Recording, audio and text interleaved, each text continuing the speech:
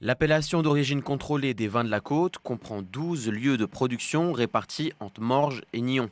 Cela représente plus de la moitié du vignoble vaudois cultivé sur plus d'une centaine de domaines. Dans quelques mois, une maison toute en pierre sèche se dressera entre vignes et lacs et rassemblera la plus grande collection des vins de l'Ouest vaudois.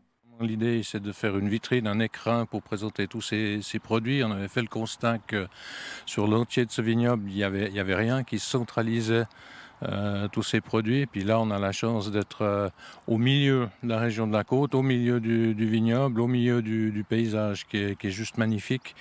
L'idée de construire un écrin qui permette d'apprécier à la fois les vins et les produits du terroir, ça semblait un élément fédérateur pour tous les vignerons de cette région. Ce projet, porté par plus de 8 ans de vignerons, est financé au niveau national, cantonal et communal.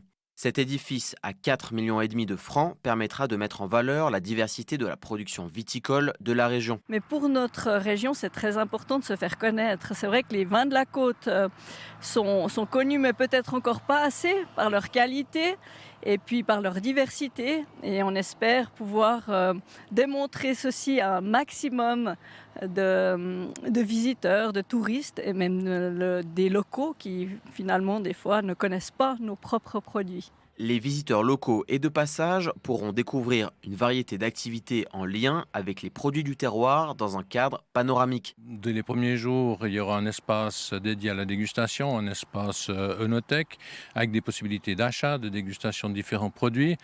L'idée, c'est aussi de créer des animations qui sont encore pas toutes définies, mais autour de ce lieu. On va replanter un peu de vignes tout autour. Ce sera l'Empélothèque vaudoise, ce sera une collection de tous les cépages cultivés dans le canton de Vaud. La Maison des vins de la côte ouvrira ses portes au public dès l'été 2024.